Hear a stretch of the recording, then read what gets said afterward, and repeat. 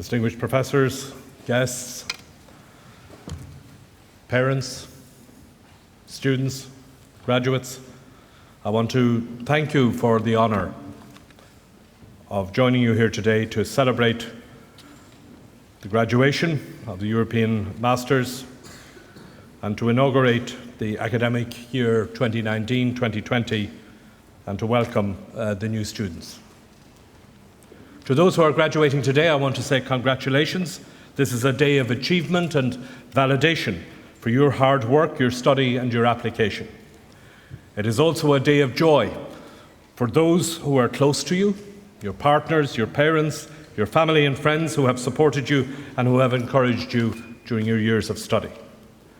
And it is too a day of satisfaction for your teachers, your tutors, professors, administrators, because your success is their purpose and their satisfaction.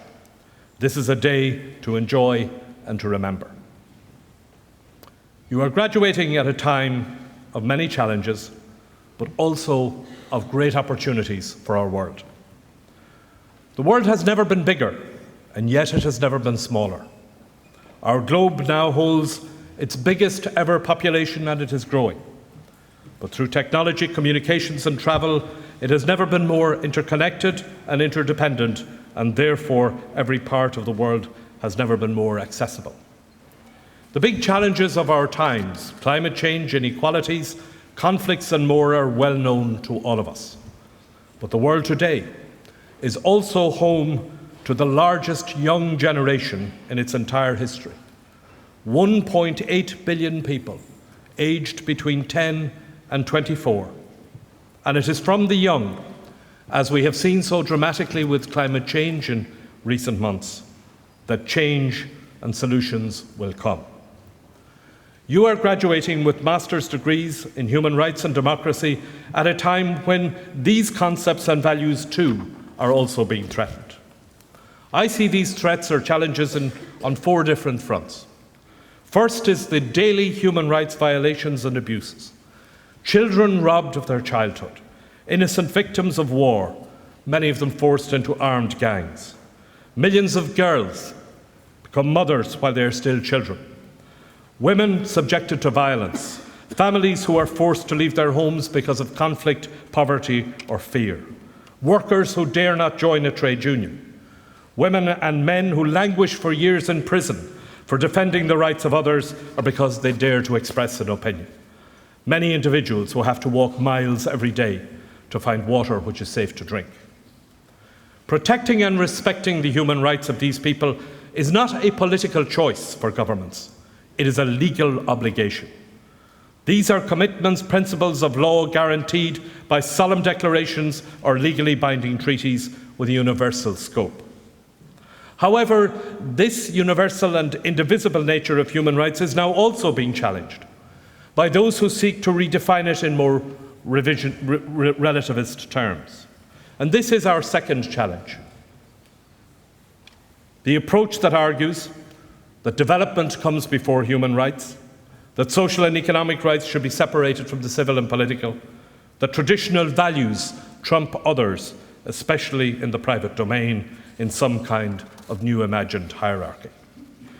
The suppression of democracy and the violation of human rights are not new phenomena. 75 years ago, our forefathers and mothers were in the final phase of the Second World War, which saw the greatest of atrocities, war crimes, and genocide. And in its aftermath, they determined that it should never happen again. And they put in place the United Nations and a multilateral architecture to preserve peace, prevent wars, and to guarantee basic human rights.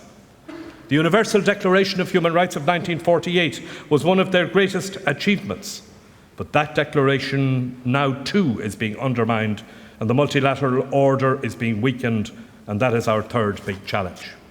On the human rights front, we see it in the erosion of multilateralism, in the rejection by some countries of UN special procedures, in the withdrawal by the United States from the UN Human Rights Council, and in the undermining of the International Criminal Court and the apparent impunity for gross violations, including even genocide. The fourth challenge that we face arises from this global age itself, The advances in technology and communication, digitalization, artificial intelligence, which pose new risks to human rights, especially relating to privacy and personal integrity, but which also open up new opportunities to widen freedoms and to defend rights. And young people are at the leading edge of this rapid technological revolution that we are living through. Equipped with your master's degrees, you now join the 2,000 alumni of the global campus to apply your knowledge of human rights and democracy in addressing these challenges. You should do so with confidence and with a firm belief that you will make a difference, and I want to continue with that positive theme which has been expressed here by several previous speakers. Some of you will work in the public services of your countries, in the national human rights institutes and the legal professions, in international bodies such as the United Nations or the European Union. Some of you will dedicate your energies to one of the many outstanding and committed NGOs who champion human rights every day and who work to support human rights defenders. And some of you may work in the private sector, where human rights is taking on an increasingly important role, as businesses realise that at least part of their purpose is not just to make profits for their shareholders, but to exercise their corporate social responsibility by recognising the importance of human rights in their supply chains, and not least because their consumers are less likely these days to buy a product from the exploitation of child labour or from a country which suppresses human rights. No matter what your future field of endeavour, you will bring what you have learned here, the educational capital that you have acquired, the values that you have developed, to public service, to business, to government, or to voluntary activity. And you will be joining a vast alliance of people and organisations who every day work to make this world a better place. Sometimes you will feel that you are facing impossible odds, that the forces of darkness will prevail, that the skeptics are right, and that the struggle for good and for human rights and democracy is a losing battle. My message to you today as you graduate is never to lose hope, never fail to see the opportunities in even the most difficult of circumstances. Never give up on what you have acquired in these university halls. And I can attest to this from personal experience.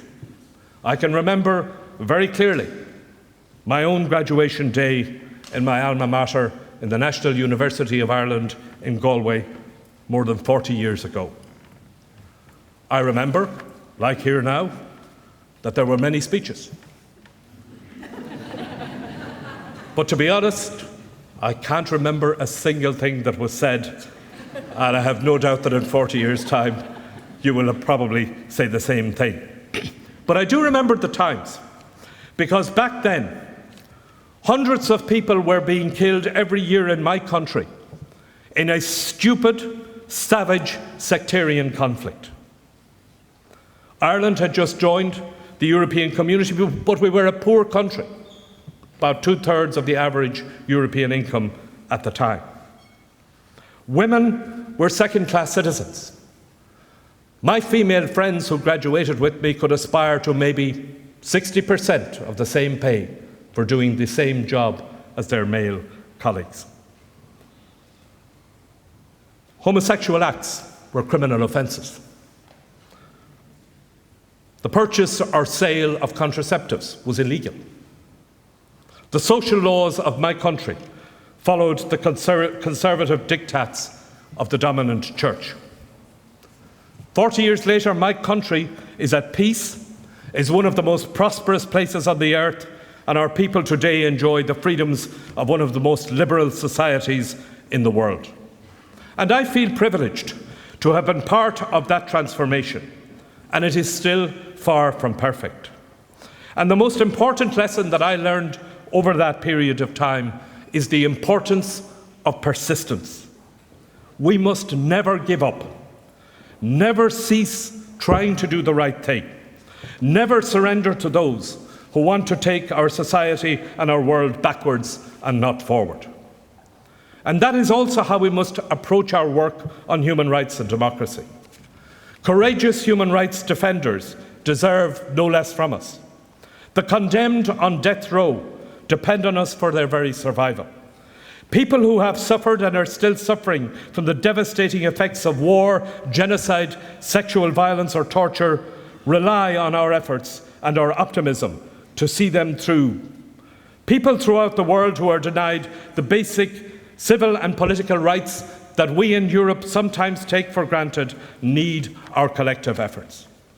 And in doing my work as the European Union Special Representative for Human Rights, I am conscious of this responsibility every day, supporting the important work that the European Union does in promoting and protecting human rights. Because human rights is in the DNA of the European Union. It is reflected in the treaties, it is in the Charter of Fundamental Rights, it is in the global strategy which guides the Union's foreign policy and external action, and it is, of course, a requirement for admission in the first place. But we need to do more, and we need to do it better, and we must do it together.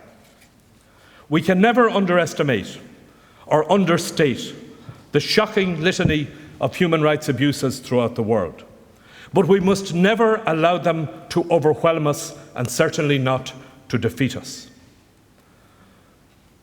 75% of the world today, countries in the world today, have either abolished or ceased the death penalty. Now is the time to drive for complete abolition. The internet has conferred apparent anonymity on the perpetrators of hate speech and enabled it to become the language of cowards. But that same modern means of communication also means that the days of tyrants who deny or curb freedom of expression are coming to an end. The advances in science and technology will also ensure that those who have committed atrocities, war crimes and genocide will eventually have to answer for those crimes. In the era of satellite surveillance and DNA testing, it is becoming harder to hide war criminals and to grant them impunity, and harder still to convince the evidence of their crimes.